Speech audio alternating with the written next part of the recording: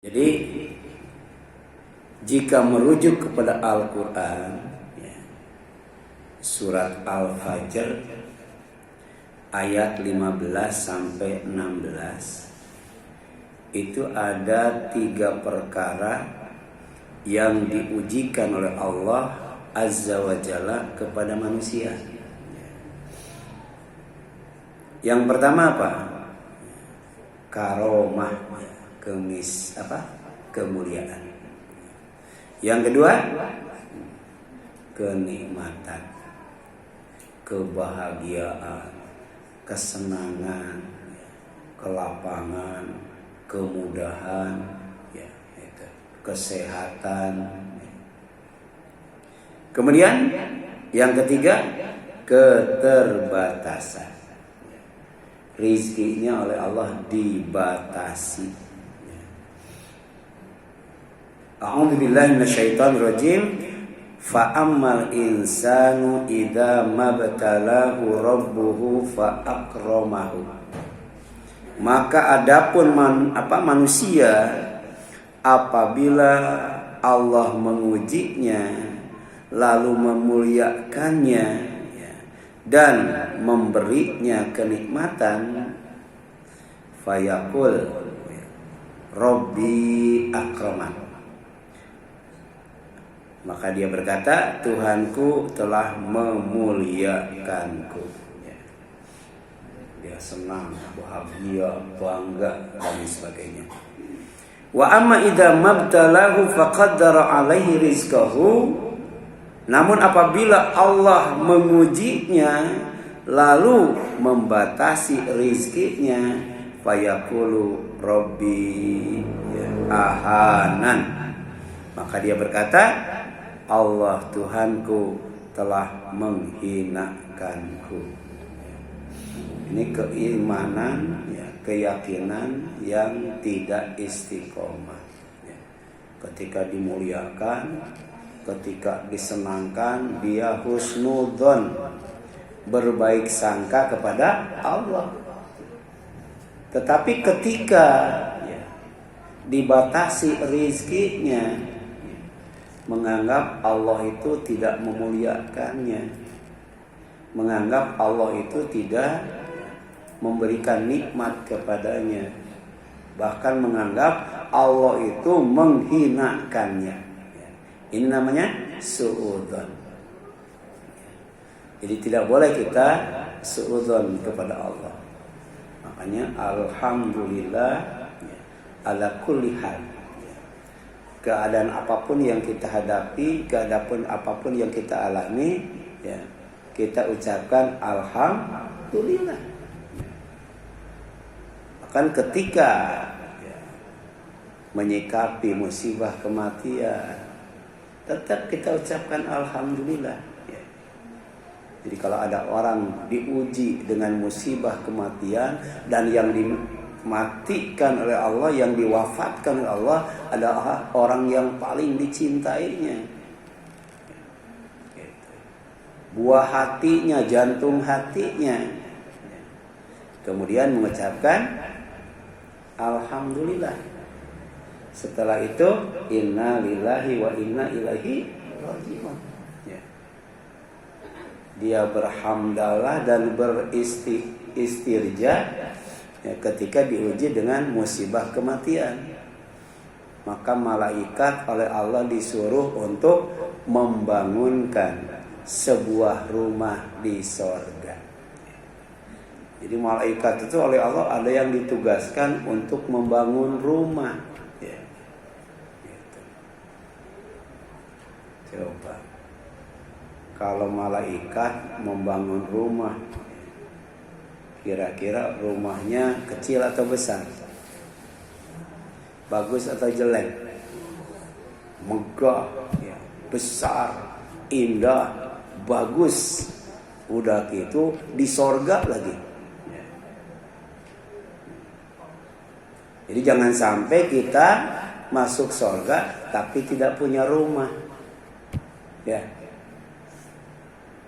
Harusnya kita punya rumah. Di antaranya kita sabar.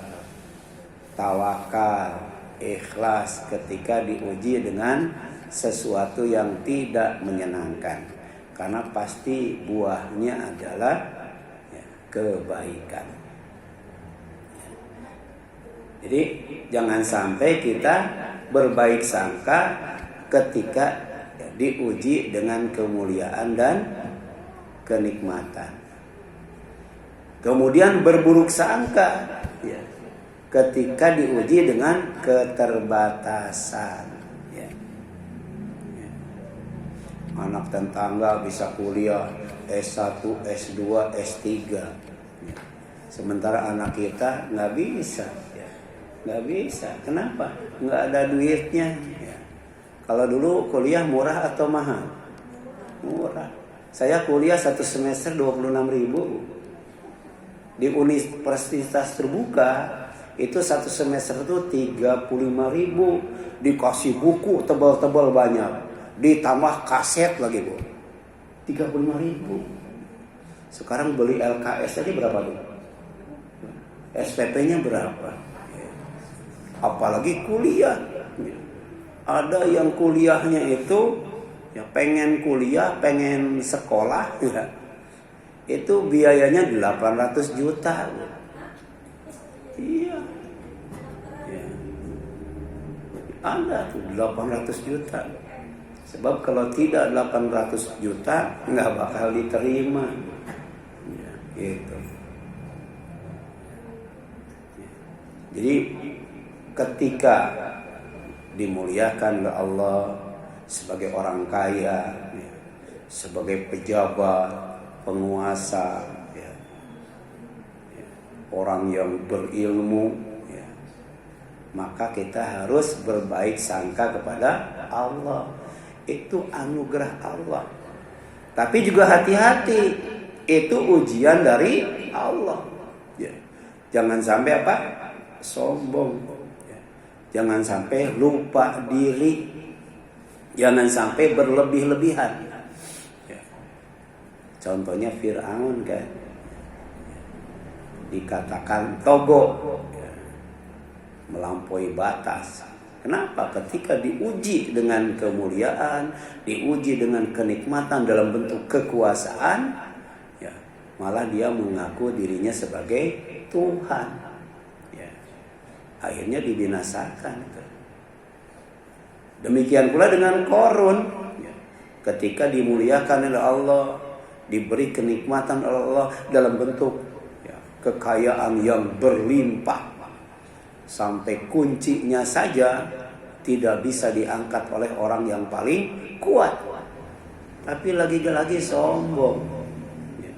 Sombong. Dia tidak mau zakat, tidak mau infak, tidak mau sedekah. Padahal dia jadi orang kaya melalui wasilah Nabi Musa. Jadi si Qarun tuh miskin banget. Karena tidak tahan dengan kemiskinannya, dia datang kepada Nabi Musa minta didoakan jadi orang kaya.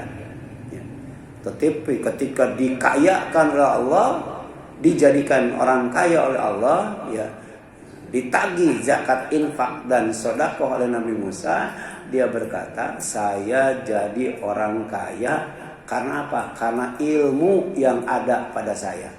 Gitu. Sombong dengan apa? Dengan hartanya. Jadi kalau saya bodoh nggak mungkin kaya. Dia tidak ingat dengan ketika datang kepada Nabi Musa minta didoakan jadi orang kaya.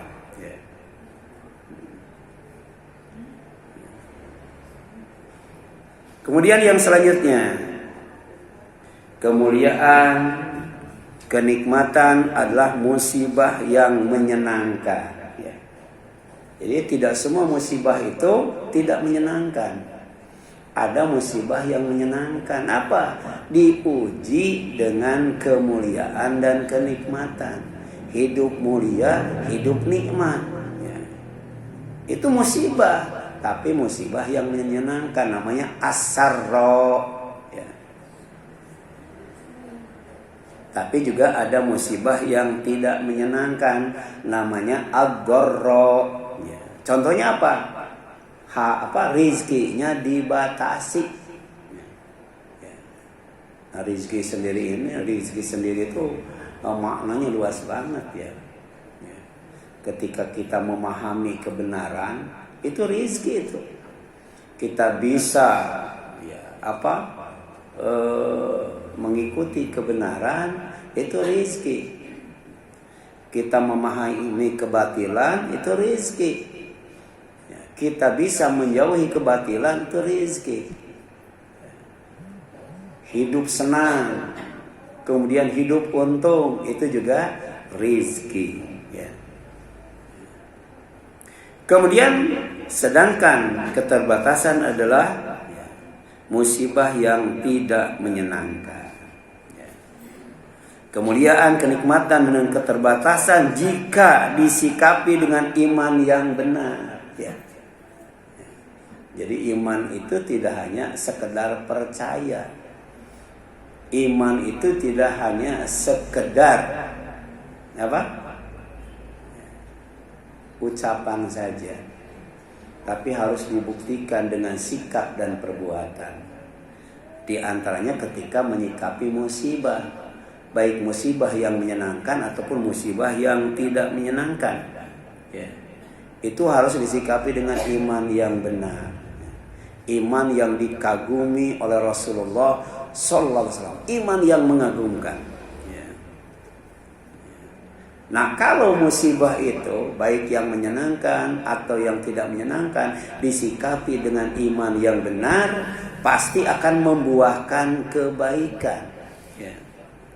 Nah, iman yang benar dalam menyikapi ujian adalah iman yang mengagumkan, yaitu bersyukur jika diuji dengan yang menyenangkan, dan bersabar jika diuji dengan yang tidak menyenangkan.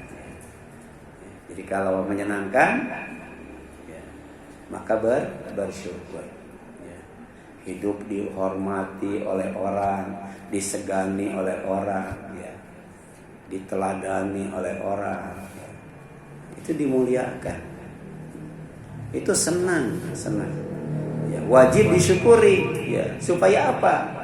Supaya tidak hilang, dan dalam waktu yang sama supaya tambah mulia dan tambah nikmat. La in syakartum la azidannakum. Dimuliakan oleh Allah, disyukuri. Dikasih nikmat oleh Allah, disyukuri.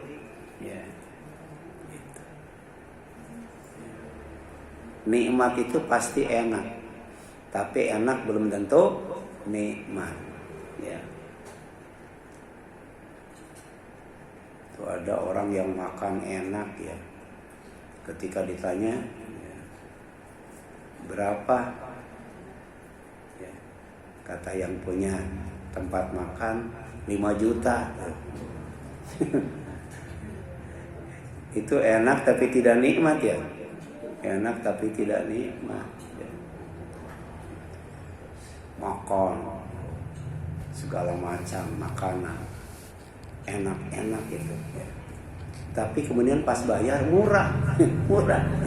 Enak tapi murah, itu nikmat enak tapi murah. Ada orang yang makan tidak enak mahal tuh udah tidak enak mahal. Saya pernah tuh pas Idul Adha, Idul Fitri, lupa lagi tuh, saya mau ngisi khutbah Id di daerah Warakas. Kebetulan lapar, ada tukang bubur ayam. Bang, setengah. Pas dimakan nggak enak tuh itu. Bang, berapa bang? 20.000. Sudah tidak enak, 20.000 lagi, 20.000 lagi. Saya tanya, bang, kan saya tadi belinya setengah. Si abangnya jutek lagi. Mau setengah, mau satu, tetap 20.000. Coba kan, udah nggak enak, mahal, dimaki-maki lagi.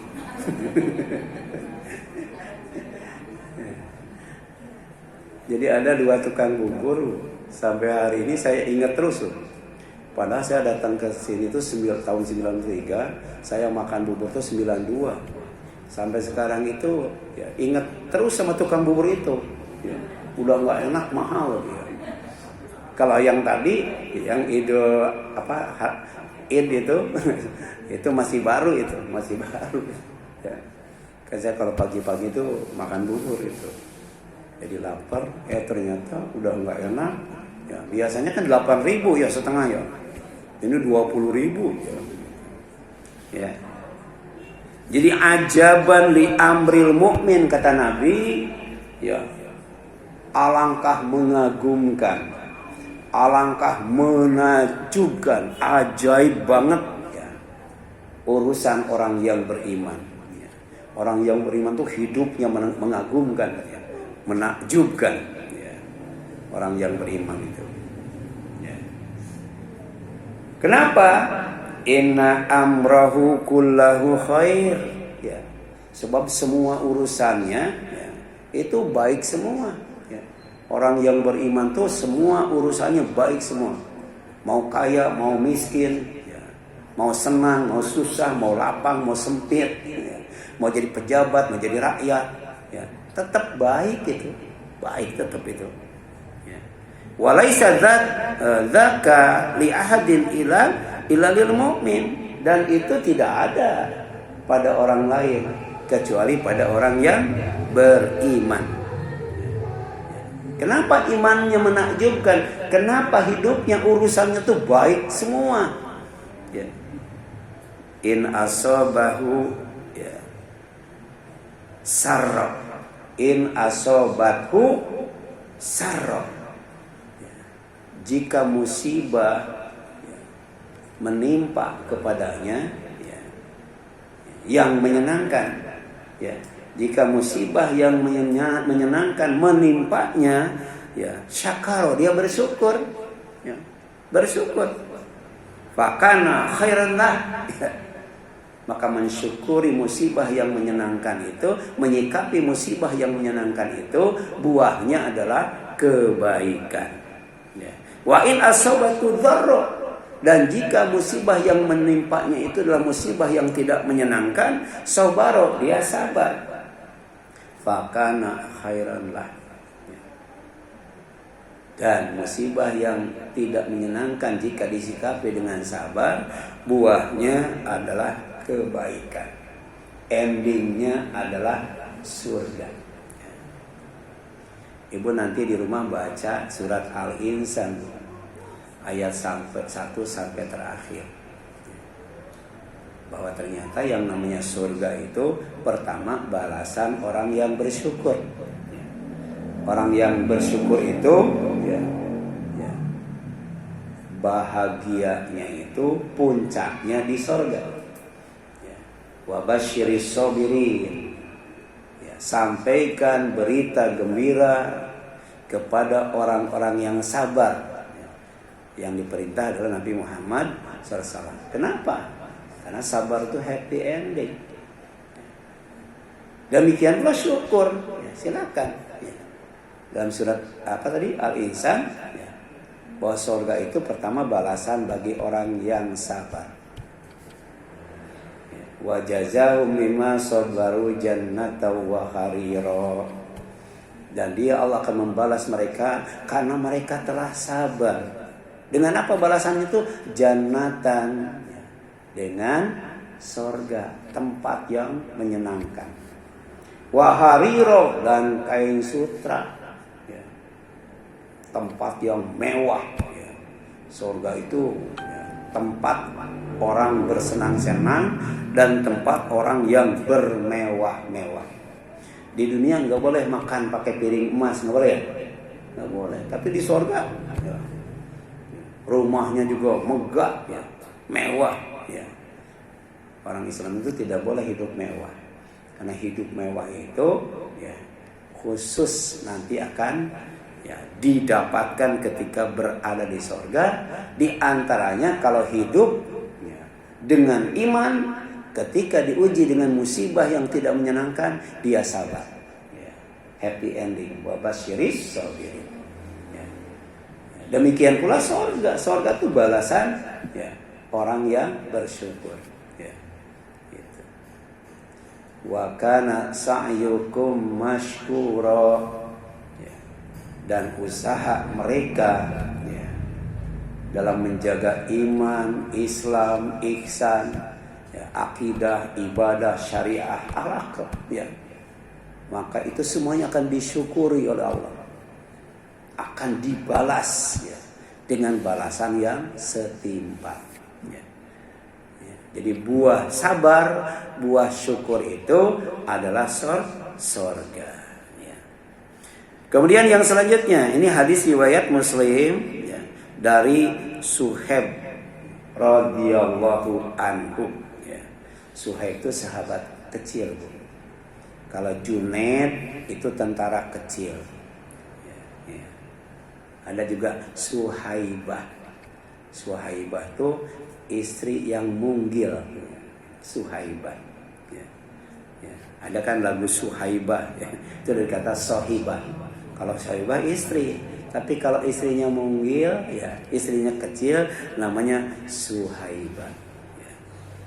Kemudian, ya, kemuliaan yang diujikan erat kaitannya dengan keunggulan. Erat kaitannya ya, dengan kelebihan, keutamaan, keistimewaan. Ya. Dan ternyata ya, manusia termasuk ya, ciptaan Allah yang dikasih keunggulan, dikasih kelebihan, dikasih keistimewaan, dikasih keutamaan. Dibandingkan dengan ciptaan Allah yang lainnya, itu disebut karomah. Ya. Ini karomah ya. Dikasih kelebihan, keutamaan, kelemahan, keistimewaan, kemuliaan ya. Dan lain sebagainya. Coba lihat Al-Quran ya. Ini luar biasa ya. Walaqad karramna bani Adam. Dan sungguh kata Allah, kami sudah memuliakan bani Adam. Apa Bani Adam itu?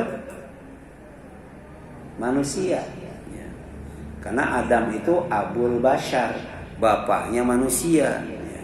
Kalau bapaknya manusia, anaknya manusia ya. Kalau bapaknya monyet, anaknya monyet.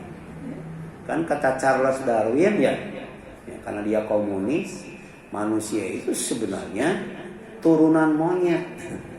Kalau turunan monyet, bapaknya monyet. Tapi ternyata ya, bahwa Adam itu Abul Bashar, bapak manusia. Berarti Adam manusia atau monyet? Manusia, ya. Itu di pelajaran biologi kan diajarkan sampai anak-anak percaya manusia itu turunan monyet. Iya. Makanya ada ustaz lagi khutbah Jumat, anak-anak berisik, ya, itu ustaznya emosi mungkin ya. Apa kata ustaz? Dia monyet, ya. Lagi Jumat itu. Itu anak-anak tambah ribut, ada monyet.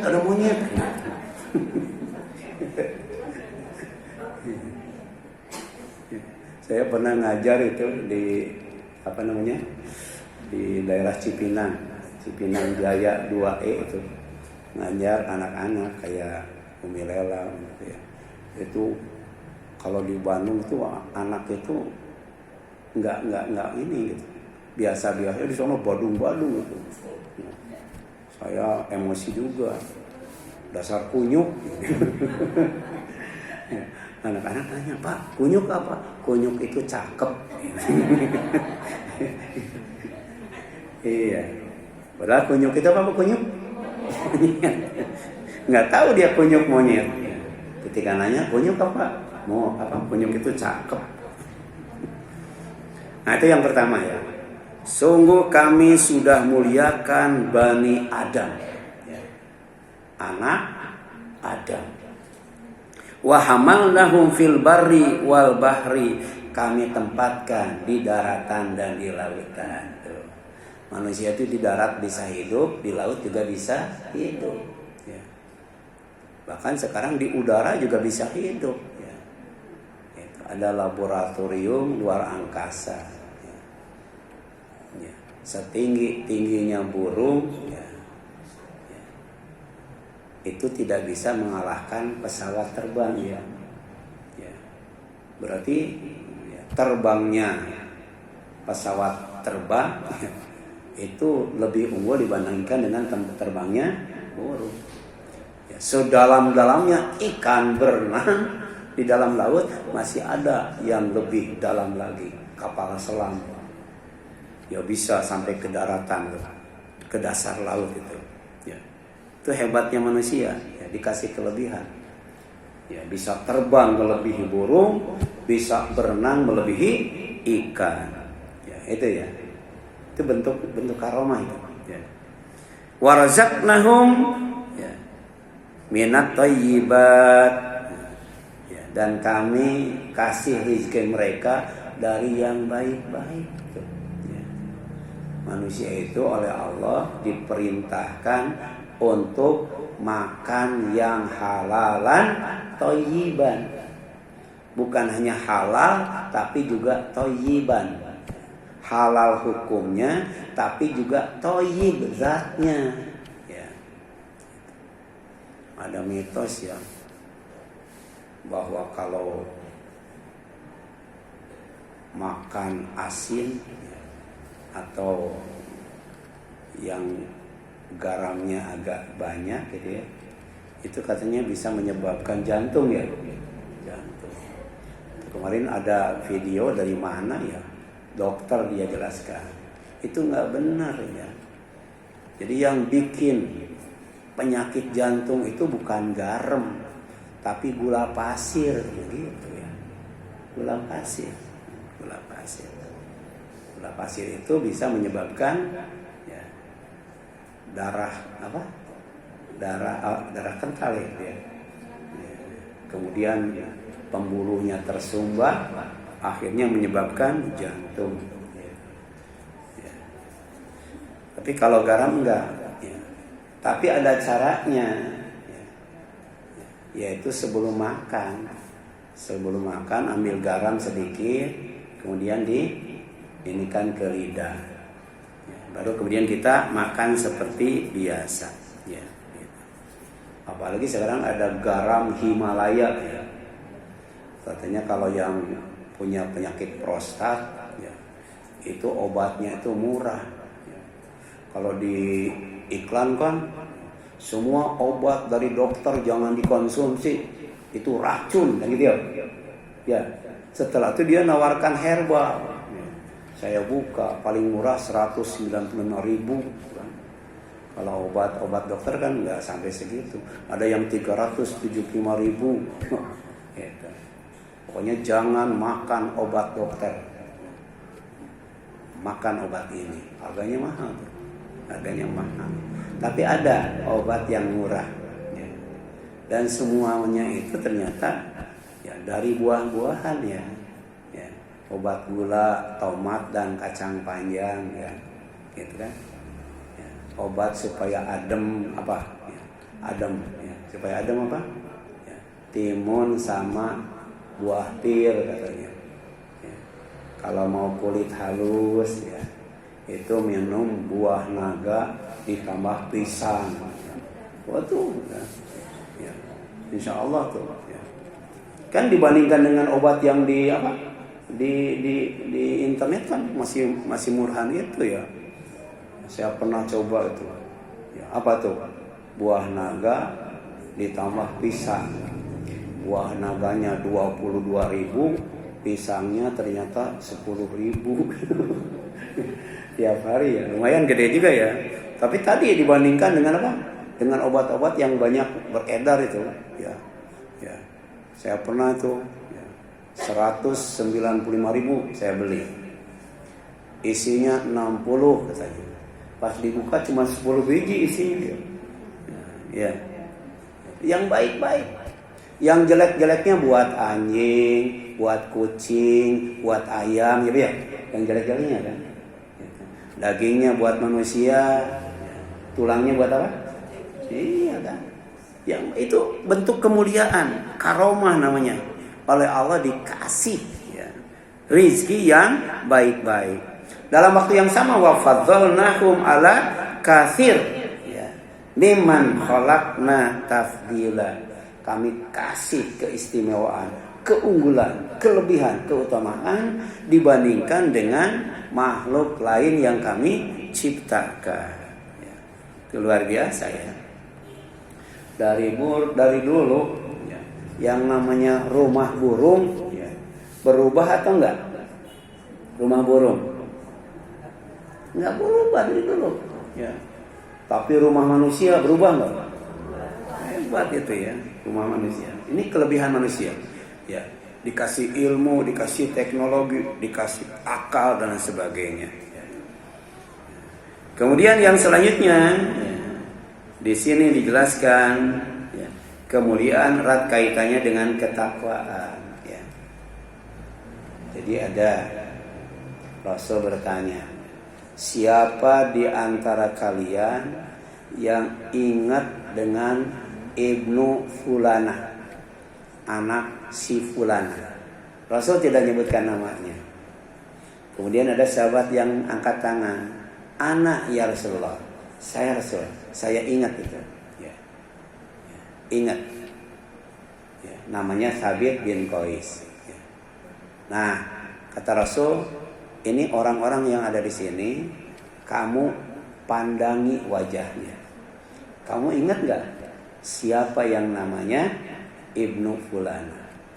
Dia lihat satu persatu tuh wajahnya. Ketika dilihat, ya, kata Rasul, apa yang kamu lihat? Saya lihat ada yang wajahnya hitam, ada yang wajahnya putih, ada yang wajahnya merah. Dia cuman melihat apa? Warna kulitnya. Kata Rasul, kamu jangan pandang warna kulitnya. Kamu jangan utamakan ya, orang itu dari sisi kulitnya. Jangan kamu lihat itu. Jadi jangan melihat wajahnya, kemudian warna kulitnya. Yang harus kamu pandang, harus kamu unggulkan itu fiddini wa taqwa, yaitu dalam urusan agama dan ketakwaannya. Ya. Makanya Rasul mengatakan wanita itu dinikah pertama karena kecantikannya, yang kedua karena kekayaannya, yang ketiga karena keturunannya, yang keempat karena agamanya. Ya. Jadi ternyata agama itu nomor berapa tuh? Nomor 4. Kecantikan nomor 1, kekayaan nomor 2, keturunan nomor 3. Tapi nomor 4 itu agama. Cuman itu hadis belum selesai, belum titik, baru koma. Fadfar bidatid. Ya. Pilih oleh kamu agamanya. Rata-rata yang dipilih apa? Kecantikannya, kekayaannya, keturunannya. Padahal yang harus dipilih apa? Agamanya. Taribat yadaka, pasti kamu akan beruntung, kamu pasti bahagia, dan gitu. Ya. Makanya jangan dilihat rupanya, jangan lihat hartanya, jangan dilihat keturunannya. Lihat dulu agamanya, baru yang lainnya pasti bahagia. Ya. Ini berdasarkan firman Allah. Ya ayuhan nas, wahai manusia, inna khalaqnakum min dzakarin wa untha, sesungguhnya kami sudah menciptakan kalian itu dari laki-laki dan dari perempuan. Ya. Ada enggak? Ya. Allah menciptakan manusia dari laki-laki dan laki-laki, ada enggak? Ada enggak? Laki-laki kawin dengan laki-laki, terus nanti punya anak, ada nggak? Nggak ada. Atau perempuan kawin dengan perempuan, punya anak, nggak bakal. Jadi Allah menciptakan manusia itu dari laki-laki dan dari perempuan. Dari laki-laki siapa? Nabi Adam. Dari perempuan Siti Hawa. Jadi semua manusia ya, berasal dari keturunan yang sama, keturunan Nabi, ya. Kemudian wa ja'alnakum syu'uban wa qabaila lita'arafu. Setelah itu kami jadikan kalian itu ya berbangsa-bangsa dan bersuku-suku. Untuk apa? Lita'arafu, untuk saling mengenal. Ya. Ini kita ngaji udah berapa tahun udah lama ya? Udah saling mengenal nggak? Iya, bukan hanya tahu namanya, tahu hafal wajahnya, tapi juga harus kenal ya. Gitu. Coba Umi Lila, di sini yang janda berapa orang?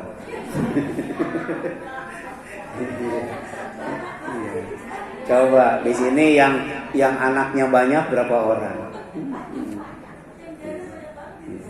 Jadi jangan sampai nanti ketika bagi daging kurban, bagi zakat fitrah, ya yang anaknya dikit dikasih banyak, yang anaknya banyak dikasih sedikit. Akibat apa? Akibat tidak kenal. Ya. Ya. Ada orang ketika ya, pembagian kupon, ya, dia nggak pernah ngaji, tapi datang dikasih. Ya, ada itu. Jadi dia datangnya tuh kalau mau pembagian kupon doang. Ya. Tapi kemudian ya ada orang yang ngaji nggak pernah absen. Pas pembagian kupon dia sakit nggak hadir, nggak dikasih. Kasihan ya, kasihan. Kenapa? Karena kita cuma tahu, ya, tahu namanya, tahu wajahnya, tapi tidak kenal keadaannya. Itu para sahabat itu kalau ditanya, ada orang yang tidak sholat berjamaah, oleh Rasul ditanya, kemana itu si fulan? Ya, para sahabat tahu si fulan itu ya apa? Si fulan itu ya. Si fulan itu burungnya mati, Rasul tahu tuh burungnya mati. Ya. Kenapa burungnya mati sampai tidak ke masjid, tidak sholat berjamaah? Karena dia sangat sayang sama burungnya. Terus kenapa nggak beli lagi burungnya? Ya, karena dia nggak punya duit katanya. Para sahabat diajak kalau Rasul ngumpulin duit. Kemudian datang ke rumahnya. Kata Rasul, nih buat beli burung. Gitu. Ke masjid lagi tuh. Jadi ada orang yang tidak ke masjid gara-gara apa? Burung. Yang kedua, Rasul nanya lagi, itu si fulan kemana? Nggak ke masjid, nggak sholat berjamaah. Kata para sahabat, tahu para sahabat, ya, dia punya utang ya Rasulullah, punya utang. Kata Rasul, kenapa punya utang? Tidak ke masjid, tidak sholat berjamaah. Sebab yang mengutangkan dia, kalau dia lewat suka nongkrong di depan rumahnya kan gitu. Jadi nggak mampu bayar, malu dia, malu kalau punya utang. Ayo kita kumpulkan, ya, zakat, infak, sedekah, kita datangi ke rumahnya. Nih buat bayar utang, ke masjid lagi tuh. Ya. Jadi Allah ciptakan manusia berbangsa-bangsa, bersuku-suku itu untuk saling mengenal. Tapi kata Allah, inna akramakum indallahi atqakum, innallaha alimun khabir. Sesungguhnya yang paling mulia di antara kalian di sisi Allah adalah orang yang paling bertakwa. Sesungguhnya Allah Maha tahu lagi Maha teliti. Allah itu nggak ceroboh. Ya. Maka pelajaran yang harus kita petik dari ayat ini, manusia adalah ciptaan Allah. Ya. Yang kedua, manusia adalah turunan Adam dan Hawa. Satu turunan itu manusia itu. Yang ketiga, tidak saling merasa unggul dengan keturunan atau nasab. Ya. Sekarang kan yang dijadikan kebanggaan apa? Keturunan dan nasab. Sampai jadi ribut itu gara-gara itu ya. Jadi sebenarnya ayat itu mengingatkan kita tidak boleh ya merasa unggul dengan keturunan atau nasab. Apa bedanya ya turunan Nabi dengan turunan yang bukan Nabi? Sama enggak? Sama. Yang membedakan apa? Ketakwaannya. Ya. Yang keempat, kemuliaan manusia tidak diukur dari keturunannya. Ya, tidak diukur dari nasabnya, ya, kemuliaan manusia diukur dari ketakwaannya, ya. Jadi ayat ini berkaitan dengan Sabit bin Qais diantaranya, ya, yang oleh Rasul, ya, suruh melihat, ya, wajah orang yang namanya siapa? Ibnu Fulana, ya, anak si Fulana. Kalau kemudian ingat, kasih tahu sama Rasul. Ternyata yang dilihat oleh Sabit bin Qais adalah warna kulitnya, ya. Oleh Rasul ditegur, jangan kalian unggulkan, lebihkan, istimewakan ya, warna kulitnya.